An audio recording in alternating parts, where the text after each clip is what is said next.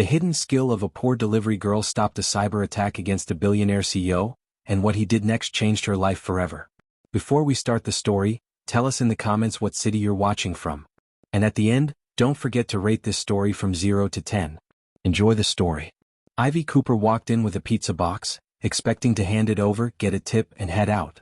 Instead, she ran into panic.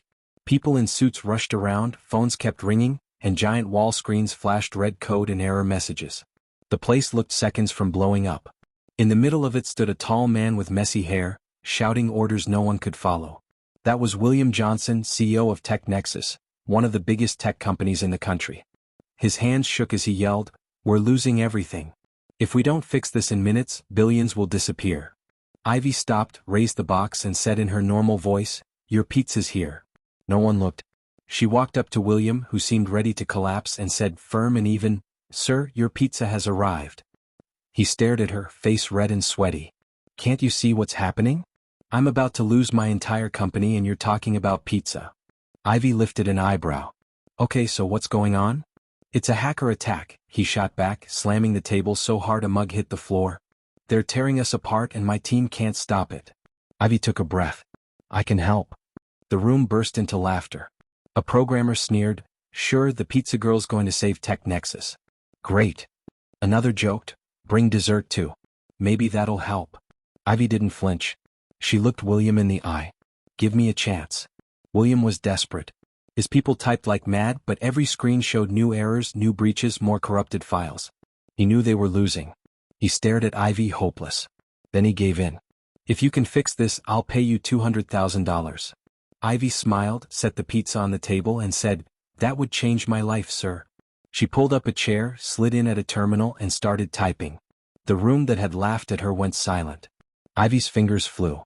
Code filled the screen and she read it like a language only she knew. "I need another computer," she said within seconds. Someone ran one over. She worked on both at once, swapping windows, copying lines, setting shortcuts, sweat beading on her forehead. The room felt airless. Alarms kept ringing. Every second stretched. "Close that window," she snapped to a programmer. "No, not that one. The other one." "Hi." He did it, but the screen flashed red again. "We're done for." "We're done," William muttered, dropping into his chair. "Be quiet and let me work," Ivy shot back, eyes on the code. Things got worse. Reports showed frozen accounts and private data being copied out. Faces went pale. Some looked ready to quit. Then one screen turned normal. Then another. Relief rippled across the room. "She's doing it," someone whispered. It didn't last. A new wave slammed the system. More complex, more aggressive, like the hackers were waiting. Ivy's eyes widened. "No, no, no." The lights flickered. The main server started beeping.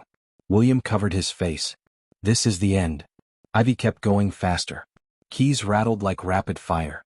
Her eyes burned, but she didn't stop, jumping between screens, throwing up defenses, killing hostile processes. Every command was a last-ditch move to save the company, and her one chance at a different life. Time went strange. No one spoke. Only keys and alarms. Then a screen turned green.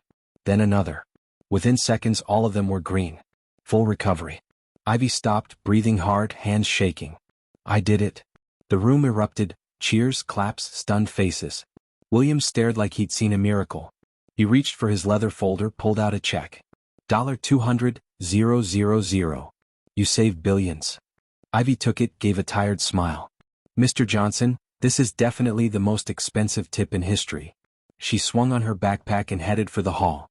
The room went quiet again, eyes following her to the door. William watched, knowing he wouldn't forget the sharp-tongued young woman with the fastest hands he'd ever seen. She had no idea the night wasn't over. She had just stepped into a fight far bigger than she imagined. 3 weeks after that wild night at Tech Nexus, Ivy stood in front of a little corner shop in a quiet Portland neighborhood. The paint was peeling and the windows were dusty, but her eyes shone like it was a palace. Keys in hand, she smiled. This was the moment she'd waited for all her life. With part of the $200,000, Ivy rebuilt the space. Soft cream walls, rustic wooden tables, warm pendant lights. The glass counter held neat cakes, bright cupcakes, and fruit pies that looked fit for a magazine. The name on the front window in gold letters read, "Sweet Ivy." On opening day, Ivy got up at 5 o'clock in the morning. She tied on a white apron embroidered with her name, swept her hair into a messy bun and started baking. The air filled with vanilla, chocolate, and cinnamon. At exactly 8 o'clock she opened the doors. The first customers came in shyly, drawn by the smell. An elderly woman looked around. "What a lovely place, dear." "Thank you," Ivy said with a big smile. "May I offer you a slice of carrot cake? It's our specialty." One bite and the woman's eyes widened. "My goodness, this is amazing. I haven't had anything this good in years." Word spread fast.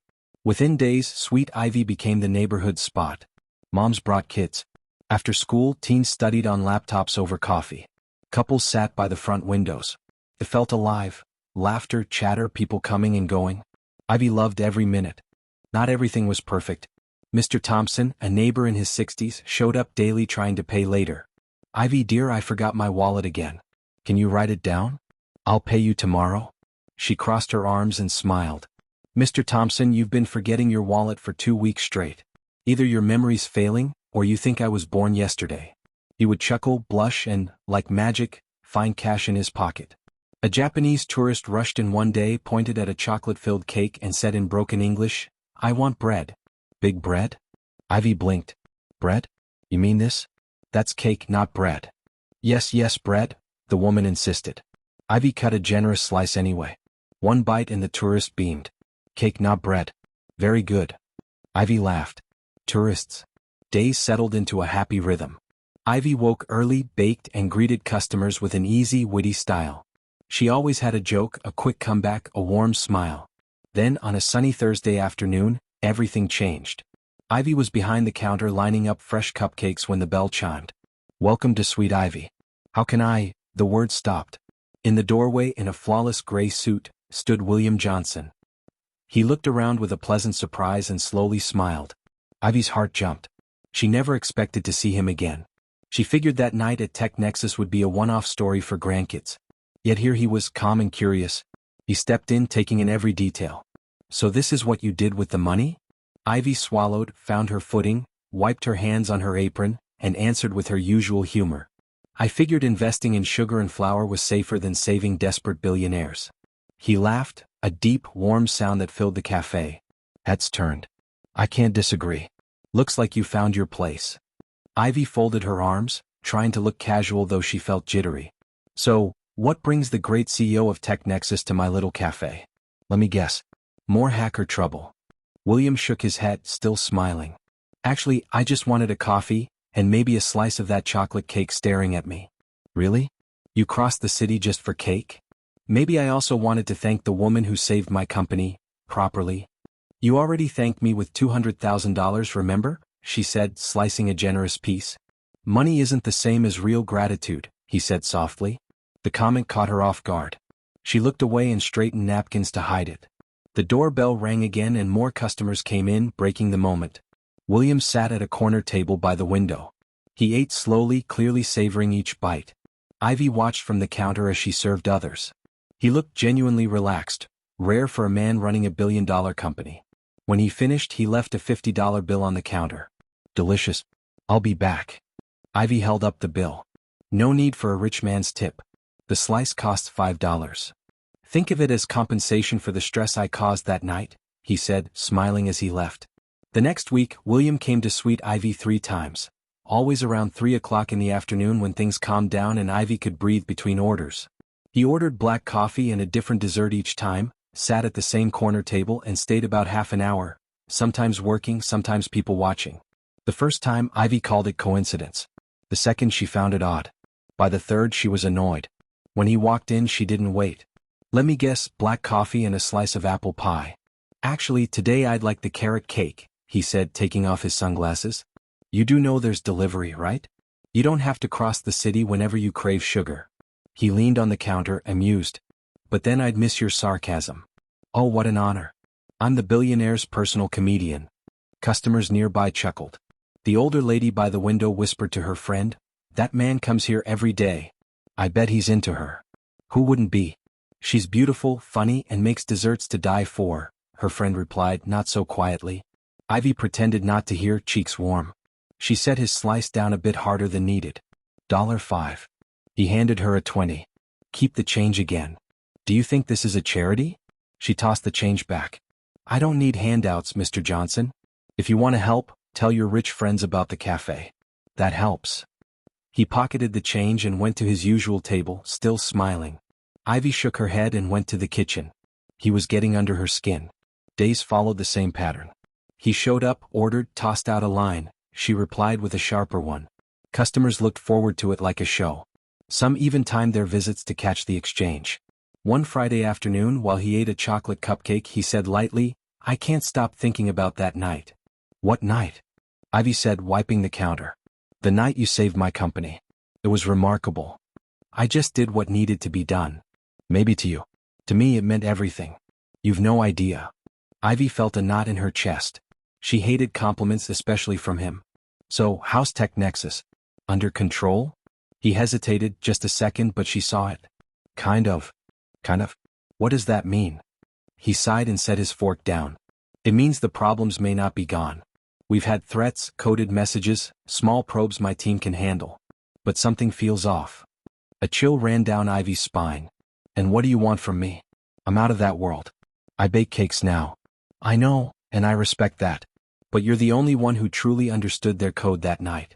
My team is good, but you're different. You think like they do." Ivy crossed her arms, anger rising. "No, I'm not going back. I have a life now. I won't throw it away because you're scared." "I understand." "I'm sorry," he said, standing and leaving money on the table. At the door he turned. "If you change your mind, you know where to find me." That night, Sweet Ivy was packed. Fridays always were. Couples, friends, families. Ivy was finishing a pan of brownies when the lights went out. Silence fell. Whispers followed. "What happened? Did the power go?" Ivy grabbed her phone flashlight. "It's okay, folks. Probably a power issue. I'll be right back." She looked out the front window and froze. The other shops were still lit. Only Sweet Ivy was dark. Across the street, a man in a dark suit watched the cafe. When he saw her see him, he turned and walked away quickly. Her heart kicked. This wasn't random. She ran to the breaker box. All switches were flipped off by hand. Someone had done this. She returned and forced a smile as the lights came back on. "All good now, folks. Just a small glitch." But she knew it was a warning, and tied to William. After closing, Ivy locked up and sat, shaking. Her phone buzzed. "Unknown number. You shouldn't have gotten involved. Stay away or next time will be worse." The phone slipped from her fingers. She looked around at the cafe she'd built with so much effort. Someone was threatening it, and her. She picked up the phone again with new resolve, found the business card William had left on his first visit, and called. He answered on the second ring. "Ivy. We need to talk. Now." William arrived 20 minutes later. Ivy still trembled. He came in fast, now in a casual shirt and jeans. "What happened?" She showed him the message. "Half an hour ago. Right after the lights went off. Not by themselves, someone flipped the breakers. A man in a suit was watching." William raked a hand through his hair. "They know you helped me. You're a target now." "Great," she said bitterly. "Customers ask for cake and hackers try to scare me. A circus." He didn't smile. "I'm sorry. I didn't mean to pull you in." "Too late. They found me." "What do you want me to do?" "I need you to investigate. Trust your instincts. Find out who's behind this." "My instincts are rusty. Weeks of mixing batter, not writing code. You don't lose that. It's like riding a bike. Bikes don't text threats." Still he gave a small smile. "True." Ivy thought for a long moment. Then she sighed. "Fine. I'll help, but on one condition." "What's that?" "Stop showing up every day with that lost puppy face. You're scaring my regulars." He chuckled, relieved. "Deal." In the days that followed, Ivy went back to the world she tried to leave. By day, she poured coffee and sliced cake with her usual smile. By night, in a tiny back office, she sat with 2 laptops, tracing IPs and reading logs. William sent daily reports, small attacks at odd times like someone testing the fences. The pattern felt familiar. The same group, more organized now. That scared her. One afternoon, William came again. Ivy was helping an older lady choose between lemon pie and cheesecake. After the sale, she turned and caught him standing there with that same lost look. "I thought we agreed, no more visits," she said, arms crossed. "I know, but I needed to talk in person." "Another attack?" "No. I just wanted to see you." She blinked. He looked honestly awkward. "Okay, that's weird. Sit. I'll bring coffee before you say anything else silly." He sat at his usual corner. Ivy brought 2 coffees and joined him, which she rarely did. Customers noticed and whispered. "I've spent so much time on work I forgot what it's like to talk to someone," he said, stirring. "You're saying the big-shot billionaire CEO is lonely?" "Shocking," she teased. He smiled, but it was sad. "More than you think." "I get it," Ivy said quietly. "I spent years alone too, behind a screen being someone no one knew. It's easy to disappear in that. Don't you miss it? That world?" "Sometimes," she admitted. "But you know what I miss more? Being taken seriously. People see a pizza girl who got lucky. They don't see what I can do." "I do," William said softly. His phone rang hard and long. He glanced, face draining. "No. Not now." "What is it?" "They're attacking again. Right now. Live." Ivy shot up. "Where's your laptop?" "In the car." "Go. Now." He ran. Ivy grabbed her 2 laptops and set up a quick station on a table. Customers stared. Mr. Thompson asked, "What's going on?" "Just a little technical issue, Mr. Thompson. Nothing to worry about." William rushed back with the laptop. Ivy plugged in and her fingers flew. Red code poured down the screen, Tech Nexus being hit. "They're coming through the secondary firewall," she murmured. "Smart." Customers gathered in a half-circle, watching Ivy jump between 3 computers, firing commands, isolating threats, raising barriers. "Is this a movie?" a child asked. "Better than a movie, sweetie," the mom said. Ivy tuned it out and focused. William stood beside her, letting her lead. 10 minutes later, the screens went normal. Ivy sank into a chair, wiped out. The cafe applauded. She flushed. "Folks, this isn't a show. Enjoy your cake." "You're amazing," William said, hand on her shoulder. "I know," she smiled weakly. A new alert popped up. A message, "You shouldn't have come back." She showed William. He closed his eyes. "They know you're helping me. So now it's personal," she said, shutting down the machines. "Maybe you should stop. Let my team handle it." She gave a dry laugh. "Too late. I'm marked. I don't back down because someone threatens me." "I know. That's why I asked you." The next day, the Portland Tribune ran, "Pizza delivery girl or undercover hacker. Tech Nexus CEO brings in mysterious help." There was a photo of Sweet Ivy and her name. A regular walked in with the paper and asked, "Ivy, are you some kind of computer spy?"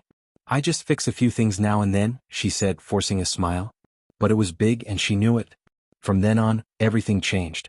New faces came in for photos, not pastries. Questions got nosy. Some hinted she might be the criminal. The warm, easy feel of the cafe faded under suspicion. Worse was coming. That afternoon, William called, tense. "About what?" she asked. "About how your name hit the front page." "I didn't leak it." "Neither did I. But now my team is questioning you." "About what?" He hesitated. "They think you might be behind the attacks, that you saved us to gain trust and now you're tearing us down." Silence. Ivy gripped the phone. "Do you believe that?" I don't know, Ivy. The timing is convenient. You showed up at the exact moment, fixed everything alone, and now the attacks return while you're helping again." She hung up. Tears came, angry hot. She had helped him twice and now he treated her like a suspect. In the days after, she cut all ties with William and Tech Nexus. She focused on the cafe, chasing normal, but normal felt far off. Regulars came but looked at her differently. Conversations stopped when she walked up. Mr. Thompson no longer asked for a tab. He paid cash and left fast. Ivy kept a brave face, but inside she was breaking. On a rainy Wednesday, a man in a gray overcoat and low hat sat in the corner for almost an hour with only a black coffee. When he left a folded note. Ivy waited, then opened it. 2 words, "You're next." Her heart pounded. He was gone into the rain. She tucked the note away and worked on autopilot, scared but steady. Near sunset, William came to the door. Anger rushed back. "Get out," she said without looking up. "Please listen. I was wrong. I never should have doubted you." She faced him, eyes burning. "You think I'm sorry fixes this? You accused me of being a criminal. You knew what I risked to help you, and you doubted me." "I know. My team pushed me, the media stirred things up, and I let doubt in. It was cowardly." "You're right. It was. Let me fix this." "No. Leave my cafe before I throw a cake in your face. And it won't be strawberry." He almost smiled, then didn't. He nodded and left, and Ivy stood alone with her hurt. Closing time neared. The last customer left at 8 o'clock. Ivy walked to lock the door and stopped at the window's reflection. Spray painted in big red letters. You will pay. Glass shattered. The front window exploded into shards. Ivy screamed, dropped down, arms over her head. When it ended, she stood shaking. Wind and rain poured in. In the broken glass lay a large rock with a note tied to it. This is your final warning. She didn't think twice. She called William. They broke my window, she said, voice shaking. William, I'm scared. Stay there. Don't move. I'm coming. She sat on the floor among the glass, knees hugged, crying. Everything she had built was being torn apart. She didn't know what to do. 15 minutes later, William rushed in through the shattered doorway and knelt beside her. Are you hurt? She shook her head. Just scared. He held her tight. For the first time in days, she didn't feel alone. I won't let anything happen to you, he whispered. I promise. You can't promise that. They're stronger than we thought. Then we'll get stronger too. He helped her stand. You can't stay here tonight. It's not safe. Where? A hotel. They know where I live and work. They'll find me. Come with me. Stay at my penthouse tonight. It's secure. 24-hour staff. Cameras on every floor. A top-of-the-line alarm. Ivy raised an eyebrow, still trying for humor. So now I'm your personal guest. Convenient. Ivy, please. I just want you safe. She looked at the broken window, glass everywhere, her dream in pieces. All right. Just for tonight. 40 minutes later, she sat in William's shiny black BMW heading to Portland's most expensive neighborhood. Buildings grew taller, brighter. She felt out of place. The penthouse stopped her cold. Floor-to-ceiling windows over the lit city, clean modern furniture, a designer kitchen, tech everywhere. Lights came on by themselves. An automated voice said, Welcome back, Mr. Johnson. Seriously, your house talks? Ivy asked. It's the smart system. Lights, temperature, security, he said, shrugging off his coat. She walked through the living room, touching things like they might break. Your fridge is probably smarter than me. That's depressing. She opened it. Water, green juice, and fancy restaurant leftovers. William, you know real food exists. Eggs, milk, butter? I usually eat out, he admitted. Of course. Rich people don't cook. She peeked in the bath and came back wide-eyed. You have a tub with jets, LED lights, and surround sound. Meanwhile, my shower barely gets warm. He laughed, finally relaxed. If you want to use it, go ahead. Tempting. But first, your company. He returned with a folder and a flash drive. Internal files. Financial transactions from the last 6 months. Ivy spread the papers across the coffee table. William plugged in the drive. For 2 hours, she read line by line, cross-checked numbers, followed trails. Then she froze. William, look. Small transfers from Tech Nexus to an offshore account in the Cayman Islands. Tiny amounts but steady, authorized by someone inside. She traced the approvals. The names stopped them both. Gregory Foster, Vice President of Operations. William's right-hand man. Greg is funding the attacks, Ivy whispered. He's paying hackers to bring you down. William sank onto the couch. No, Greg's my friend. From the beginning. Friend or not, the numbers don't lie. She dug deeper. Transfer started a month before the first attack and grew after she saved the company. He wants to ruin you slowly, she said. Make you look weak, then take over. William rubbed his face. How did I miss this? Because you trusted him. That's not a flaw. Her stomach growled. She laughed, embarrassed. Sorry? I haven't eaten since lunch. I'll order something, he said. No. If your kitchen looks like sci-fi, I'm using it. Got flour, sugar, eggs? I don't think so. She rolled her eyes. Of course not. I'll improvise. She found almond flour, honey, dark chocolate, and fruit. In 20 minutes, something between a brownie and a cake came out of the oven. Do you always cook when you're nervous? He asked. Always. Cheap therapy. The apartment filled with chocolate. William took a bite and widened his eyes. This is amazing. I know. I'm good at what I do, she said with a grin. Lights flickered once, twice, then went out. Ivy dropped her fork. Tell me that's a fuse. No, William said, alert. It's a redundant system. It doesn't fail like this. The automated voice stuttered. System compromised. CIS system compromised. Locks clacked shut. Windows sealed. William tugged the door. Nothing. We're trapped, Ivy said. His phone showed no signal. Her laptop had no internet. They've hacked the apartment, she said. We're cornered. Red lights began to flash. Intruder detected, the voice repeated, distorted. They know we found out, Ivy said. They want us stuck. She ran to the laptop. The screen froze, red code racing. She tried to reboot. No response. They took full control, she said. William threw his shoulder into the door. No use. There has to be a manual release. In a smart house. Doubtful, Ivy snapped.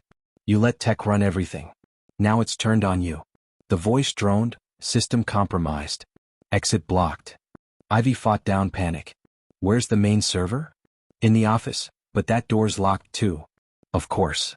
She kicked it, hurting her foot. Oh, who puts a steel door in a home? Let me try, William said. He slammed his shoulder. Nothing. He winced. Great. Now you're injured and the door's still shut. Excellent plan, Ivy said dryly. Do you have a better one? She scanned the room and ran to the kitchen, dug up a heavy steak knife, returned, and slid the blade into the door seam. Going to stab it? William asked. No, genius. I'm forcing the latch. After 5 minutes of steady pressure, click. The door opened. Ah. And you doubted me, she said. Inside the office was dark. She used her phone flashlight to reach a sleek black tower blinking wildly. Looks like a possessed Christmas tree. What now? William asked. I'm killing power to the system and logging in directly. If I can reset at the core, we can take control back. She unplugged cables, found the reset, and cabled her own laptop straight to the server. Fingers flying, she threaded through code the attack hadn't touched. They're good, she muttered. Very good. But they left a gap. What kind of gap? The kind arrogance leaves. They assumed I couldn't reach the core. They forgot I think like they do. A few more commands, and the blinking stopped. The voice went silent. The regular lights returned. You did it, William said, exhaling. Barely. They almost had me. What were they after? She scanned logs. Fear. Division. A message here says, he'll betray you again. Don't trust him. William knelt. I won't doubt you again. You have my word. She searched his eyes and saw it was true. You're terrible at trust, she said gently. I know. I'm trying to get better. Back in the main room, she tried the front door. It opened. Cool hallway air washed in. We could just leave and never come back, she said. William's phone rang. He answered. Yes, William Johnson. His face went from curious to shocked. Are you sure? What? I understand. Thank you. That was the private investigator I hired 2 weeks ago, he told Ivy. He found something about Gregory? No. About Daniel Harrington. Who? A senior board member. He resigned 3 months ago out of nowhere. And? Daniel was transferring company funds to offshore accounts. Same pattern as Gregory. They worked together. When Daniel sensed exposure, he resigned and vanished. Flights to Mexico 3 months ago. After that, nothing. No cards, no digital trail. You think he's dead? I don't know. If he is, we're dealing with very dangerous people. They sat with the weight of it. Ivy took his hand. We'll find who's behind this, together. He laced fingers with hers. You're the only person I can trust. That's kind of sad, she teased, considering you met me delivering pizza. Best pizza delivery of my life. Bet you say that to all the delivery girls. Only the ones who save my company and bake during a crisis. Warmth rose in Ivy's chest. Hope, maybe more. Ivy, he started. No, she said, hand up. Whatever you're about to say, don't. We're tired and rattled. Not the time for big speeches. Fair enough, he said, smiling. Do you have a guest room in this floating mansion? I need sleep. Second room on the left. Perfect. And William? Yes. Thanks for not leaving me alone today. Always, he said. Ivy woke to fresh coffee. She blinked at the huge guest room, remembered the night, and padded to the kitchen in yesterday's clothes. William stood by the window with a mug. Morning. Sleep okay? Better than expected, considering we almost got locked in by your house, she said, stretching. I made pancakes, he said. On the table. You made pancakes? Really? She cut a bite, chewed, and made a face. Interesting. Tastes like rubber with honey. He laughed, embarrassed. I'm not great at this. Clearly. But it's a sweet gesture. I'll give you 5 out of 10 for effort. They ate quietly. He kept watching her. What? She asked. Do I have something on my face? No. I was thinking how you showed up and turned everything upside down. I do that, she said, hiding a smile. It's a gift. It's more than that. You make me want to be better. She froze at his honesty, then hid behind humor. Big statement. Did you rehearse it? He chuckled. Forget it. I said too much. No, keep it. It was sweet. A little cheesy but sweet. They held each other's gaze until she stood too fast. Enough morning romance. We need to find Daniel Harrington. The investigator sent a few old addresses, he said. We can start there. They spent the morning digging. Ivy searched databases and old transactions for a trail. William called contacts and pieced together loose ends. Around noon, Ivy found something. Look at this, she called. What is it? Daniel made a transfer 2 weeks ago. Only $1,000, but enough to leave a trail, to a bank in Seattle. He's in Seattle, or was. I'm going deeper. She dove into systems she shouldn't touch, fingers flashing, slipping past firewalls and security. William stared. How did you learn this? Curiosity and too much free time as a teenager. Not exactly legal, but it works. Suddenly the screen went black. Lines of code poured in too fast. Ivy clicked frantically. No, no, no. What's happening? William asked. I triggered a trap. They traced me when I probed the bank. A window opened with her full file. Name, address, social security number, credit history, old photos. Everything. They have everything on me, she whispered. How did they get it so fast? Because they're good. Better than I thought. A new message typed itself. Hello, Ivy? Or should I call you Ghost Key? Ivy's blood ran cold. No one knew that name. You're smart, the message went on, but not as smart as you think. We have everything on you now, your address, your friends, your family. Your mother in Chicago doing okay? Tears threatened, but she held them back. They're threatening my mom, she said, voice unsteady. We won't let anything happen to her, William said, squeezing her shoulder. You can't promise that. They know where she lives. Her phone rang, unknown number. She answered. Hello. A distorted voice, Ivy Cooper. You should have stayed in your little café. But you wanted to play hero. Who are you? Doesn't matter. What matters is you're our target now. We don't quit. I'll find you, and when I do I'll take you down, Ivy said, steadying her voice. Cold laughter. Good luck. Until then, think about what you love. Your café was just the beginning. Your mother, your friends, everything can vanish with one click. The line went dead. Ivy's hand shook. William pulled her into a firm hug. Breathe with me. I can't do this, she sobbed. I can't put my mother in danger. You're not alone, he said. We'll get through it. How? They hold all the cards. Her phone pinged with a text. If you don't stop, we'll destroy everything you love. Attached was a photo of her mother's house in Chicago, time-stamped just hours earlier. Ivy showed it to William. They're already there. She called her mother with shaking hands. Each ring felt endless. Finally, hello. Mom, are you okay? Of course, honey. Why? You haven't seen anything strange? Anyone outside? No. What's going on? You're scaring me. Please stay inside today. Lock the doors and windows. Ivy Marie Cooper, tell me what's going on right now. I'll explain later. Please, just do it. Pause. Fine. But call me again today. I promise. I love you. I love you too. Ivy hung up and sagged onto the couch. She's okay for now. I'm hiring private security for her, William said, pulling his phone. You do that. Of course. I won't let anything happen to your family. A small flicker of hope rose in Ivy. Maybe she wasn't as alone as she felt. The day blurred into calls and searches. Ivy barely ate or drank. She hunted for any weak spot to use against them. William tried to make her rest. She refused. I can't stop now. You'll burn out, he warned. Better me than my mom. Around 11 that night, her phone rang again. Local Portland number. Hello. Miss Cooper, this is the Portland Police Department. We have a situation at Sweet Ivy. Can you come down? Ivy's stomach dropped. What happened? There's been a break-in. It's best if you see it yourself. She and William drove in silence. 2 police cars out front. The window, already smashed before, was now totaled. The door hung off its hinges. Ivy ran, but an officer stopped her. That's my café, she said. Please. The partner nodded and let her in. Ivy fell to her knees. Everything was wrecked. Tables broken, chairs tossed, glass counter in shards, coffee machine dented, ovens open with spoiled food everywhere. Worst were the walls, sprayed in red, Ghost Key. You will be erased. Ivy covered her mouth, fighting sobs. William stood behind her, stunned. My God. Miss Cooper, is anything missing? An officer asked gently.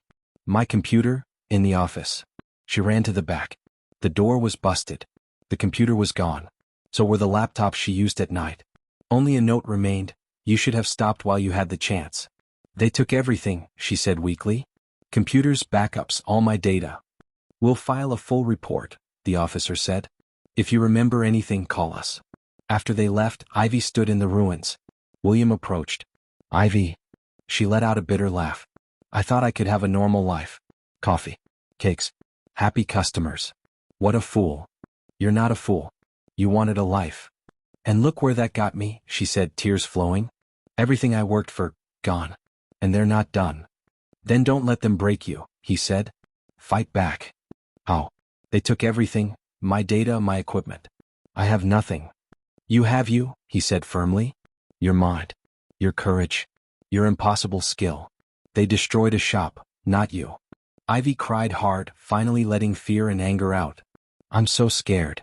I know, he said, holding her. But you're not alone. I'm here. They stood a long time in the wreckage. At last she pulled back and wiped her face. They want me broken. I'll show them what happens when they pick the wrong person. That's the Ivy I know. I'm done running. I'm going after them. And when I find who did this, they'll regret it. I'll be right beside you. She really looked at him, past the billionaire image to the man who cared and was willing to risk a lot for her. Why? She asked softly. Why risk so much for me? He cupped her face. Because you're the most amazing person I've ever met. Because you make me want to be better. And because I think I'm falling in love with you.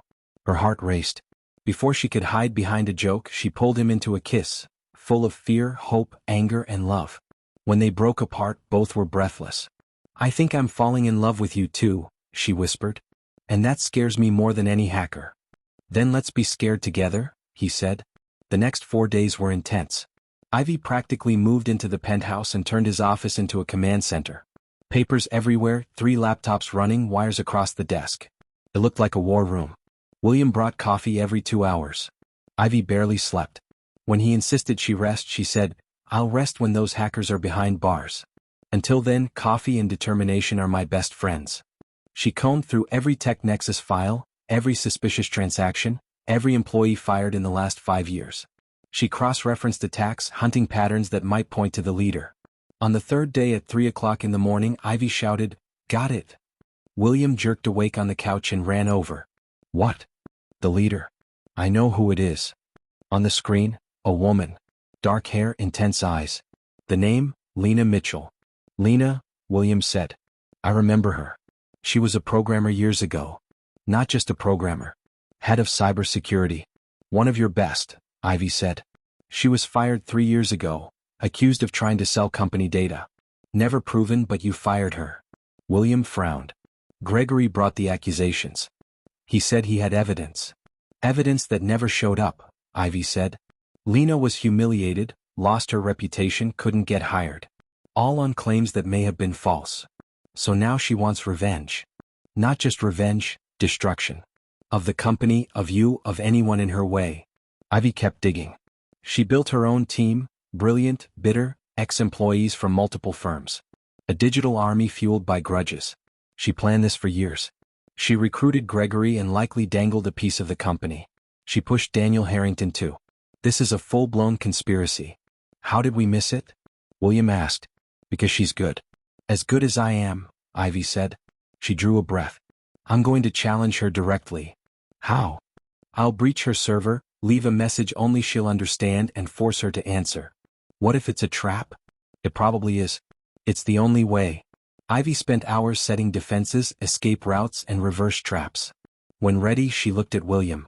If this goes wrong and I lose everything again, don't let them get to you. It won't go wrong, he said. You're the best. We're about to find out, she replied and launched the attack. It felt like walking into a fortress. Layer after layer fell away. After 15 minutes, she reached the core and left her message. Hello, Lena. Ghost key here. Time to finish this. The reply came at once. You're brave, or very foolish. Probably both, Ivy typed. You destroyed my cafe and threatened my family. Now it's personal. It was always personal, Lena shot back. Ever since you helped the man who ruined my life. He didn't ruin it. You were accused. False accusations, Lena wrote. Gregory lied. William believed him.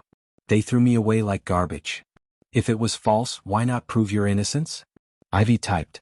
No one wanted to listen, Lena wrote. They believe the vice president, not me. So I decided if they see me as a criminal, I'll be the best one they've ever seen. Ivy got it. Pain can turn into rage. But it didn't justify the harm. You have a right to be angry. But destroying lives won't fix anything. Innocent? No one there is innocent, Lena replied. Everyone knew. Everyone stayed quiet. And me? Why did you destroy my café? Ivy asked. You chose the wrong side. That made you my enemy. Then face me, Ivy wrote. Now. You and me. With pleasure, Lena replied. What followed was a digital fight unlike anything William had seen. Two top minds, move and countermove like chess at full speed. Ivy sweated, fingers flying. Lena anticipated everything. Ivy muttered, she's always a step ahead. William knelt beside her. Remember the first day? You walked in with a pizza and saved billions with no prep. You did that because you're you. Ivy's eyes lit. You're right. I won that day because I wasn't afraid to risk it all. She stopped defending and attacked, launching 50 simultaneous intrusions. What are you doing? William asked. Betting everything on one move, Ivy said. If she failed, Lena would have full access. If it worked, the screens flickered twice and turned green. Ivy had won. IPs, locations, and names of Lena's entire team poured in. Ivy copied everything and sent it to the police with all the evidence she'd gathered. 15 minutes later, the call came. Units on the way. Ivy and William followed police to an old warehouse on the edge of Portland. Officers stormed in. 10 minutes later, one came out, shaking his head. Empty. Whoever was here left not long ago. Equipment still warm. Ivy's stomach sank. She got away. But you have the evidence, William said. Her team will be arrested. She can't keep this up. Ivy wanted to believe it but knew it wasn't over. As they reached the car, both phones buzzed. Same number. Ivy opened it. You won this battle, but the war is far from over. I'll be back. And when I return, you'll lose everything. That's a promise. The next 5 days were quiet but tense. Ivy and William watched for Lena to strike again. Ivy's mother stayed in Chicago with private security. Tech Nexus reinforced systems. Ivy began plans to rebuild Sweet Ivy. On the 5th day, everything changed. William was in a meeting when he got the call. Ivy was at the penthouse sketching a new cafe layout when he burst in, face bright. They got her, he shouted. They got her. Got who? Ivy asked, standing. The police caught her, and the whole team. How? Where? The FBI tracked her near the Canadian border, he said. She was with Daniel Harrington. The board member who vanished? Exactly. Turns out he wasn't hiding by choice. He was running from Lena. Running? I thought he worked with her. At first, yes. She promised money and a split after taking down the company. When Gregory was exposed, Daniel panicked and wanted out. Lena didn't like that. She threatened his family. He quit and fled to Mexico with his wife and kids. And the FBI found him? They found both. Daniel hid near Guadalajara. When he heard Lena had been caught trying to cross the border, he turned himself in and gave them everything. Evidence, recordings, the works.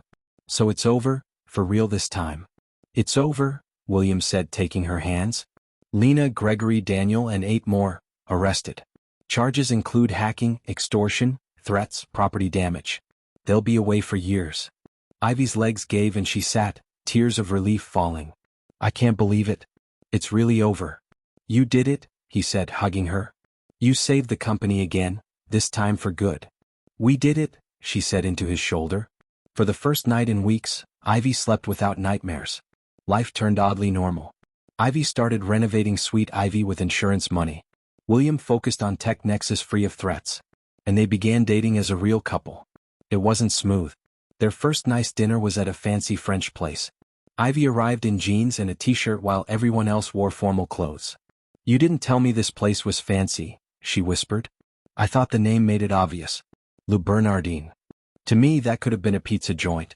I don't speak French, she said, making him laugh so much the waiter asked them to quiet down. Next time, Ivy invited William to bake. He somehow burned water. How do you burn water? She asked, staring at a scorched pot. I don't know. I turned away for a second and came back to flames. You're the CEO of a tech company and can't boil water. That's disturbing. I admit, cooking isn't my thing. Not even a little, she teased. Despite disasters, they had fun. William's dry humor matched her sarcasm. He discovered she sang 80s songs while baking, off-key and happy. Then the press found out. The Portland Business Journal ran, "Billionaire CEO dating former delivery girl who hacked company." Ivy rolled her eyes.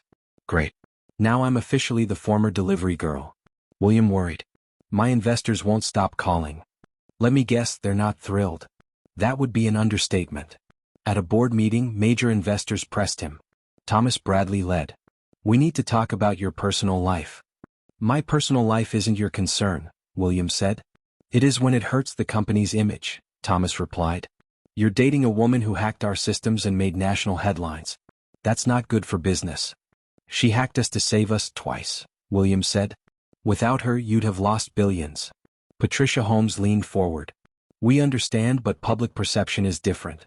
She's seen as an opportunist, a pizza delivery girl who got lucky and now benefits. Baggage, Thomas added. You're calling the woman who saved this company baggage? William said, voice sharp. She's not suitable for someone in your position, Patricia said. He looked around. Faces waited for him to fold. He made his choice. Then get used to it. I choose Ivy. If that's a problem, the door's open. Sell your shares. Silence. Thomas stared. You're giving us an ultimatum. I'm telling you my priorities. Ivy stays. If you can't live with it, you can leave. Patricia stood, upset. You're making a mistake. Maybe. It's mine to make. Thomas shook his head. You'll regret this. I doubt it, William said and walked out, heart racing but sure. At the penthouse, Ivy sat watching an old movie. She looked up and read his face. What happened? I met with investors, he said, taking her hands. They wanted me to choose between you and the company's image. I understand if you. I chose you, he said. You did. She stared stunned. You really did? I did. No regrets. Tears welled. You're crazy. Probably. I could lose investors, money, reputation. You could. I can't lose you. She pulled him into a grateful, fierce kiss. No one has ever done that for me. About time someone did, he said. They must think you've lost your mind. Let them. I know what matters. And what's that? You. This. You know you're stuck with me now, she whispered. I was counting on it. They laughed and curled up while the movie played. Outside, the city glowed. For the first time in a long time, Ivy felt she was exactly where she belonged. It didn't matter what investors thought. It didn't matter what the press said. It didn't matter whether she used to deliver pizza or wrote brilliant code. What mattered was this moment, this man, and a love born in chaos that had become the most real thing in her life. For once, she wasn't afraid of the future, because she wouldn't face it alone. 6 months passed like a movie and fast forward. Sweet Ivy was rebuilt, this time with security cameras, a state-of-the-art alarm system. William insisted on paying for it, and 2 employees. The café reopened with an all-day celebration.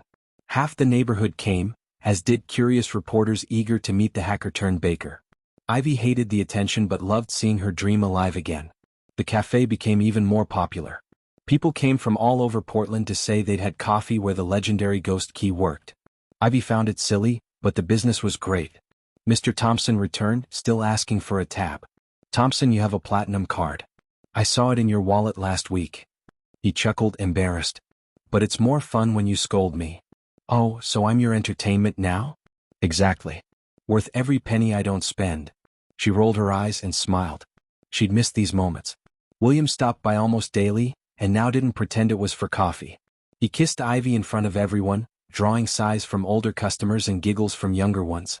You two are the most unlikely couple I've ever seen, a regular said. Unlikely fits, Ivy replied while making a cappuccino. He didn't even know how to make toast when we met. Still don't, William said from the counter. Yesterday he tried scrambled eggs and made yellow rubber. In my defense, the online directions were unclear. William, it's scrambled eggs. There are no directions. You just stir. People laughed. That give and take made Sweet Ivy more than a cafe. It felt human. One Friday night, Ivy threw a party, 6-month anniversary of the reopening. She invited regulars, neighbors, a few Tech Nexus employees she knew, even the private investigator who helped track Lena. The cafe was packed. Colored lights hung from the ceiling, a cheerful playlist played, and a huge table groaned under sweet and savory treats. Everything was perfect. William arrived a bit late from a meeting. Ivy was serving cake when she saw him. He looked nervous, odd for him. "You okay?" she asked. "I'm fine. I just have to say something, now." "Now?" In the middle of the party? Before she could stop him, he climbed on a chair. "Folks, may I have your attention?"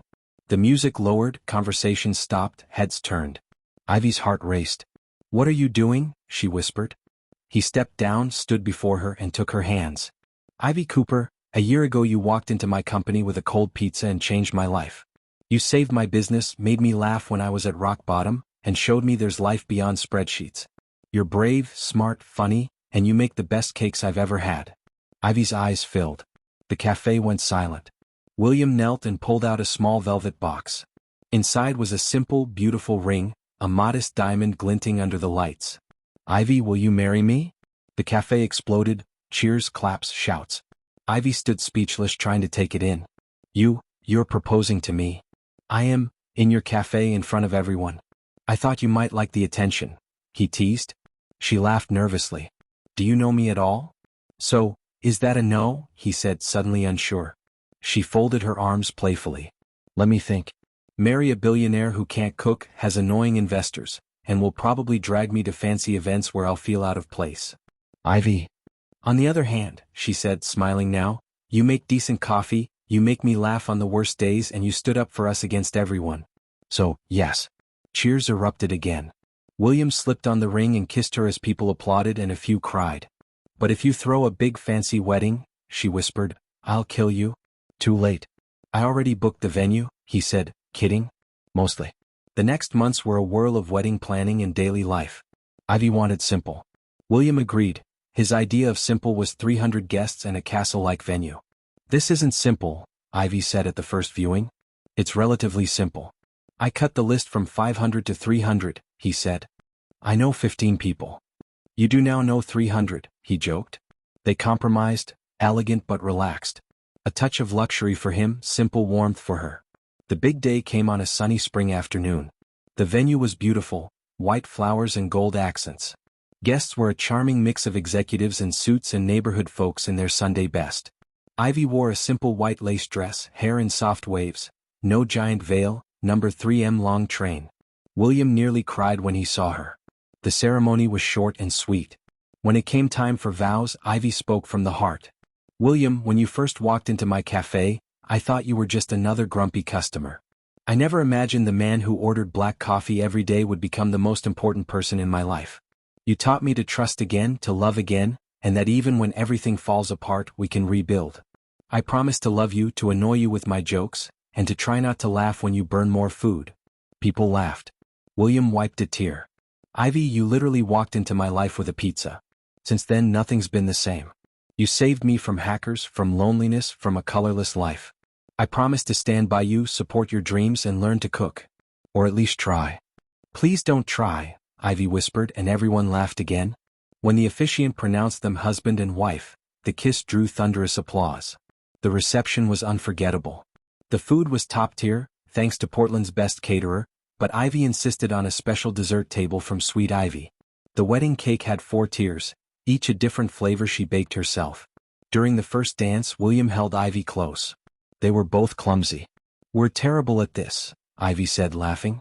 "Awful but happy," he said. "Me too." Ivy rested her head on his shoulder and looked around. Her mother chatted with Tech Nexus investors. Mr. Thompson ate cake like there was no tomorrow. Cafe customers took photos with suit-wearing executives. Two worlds that shouldn't mix did, and it worked. "What are you thinking?" William asked. "How funny life is," she whispered. "And to think it all started with a cold pizza and some hackers. Best origin story ever." "Absolutely. But I wouldn't recommend it. Too stressful." "Was it worth it?" he asked. Ivy looked into his eyes, saw all the love and trust they'd built. Every second.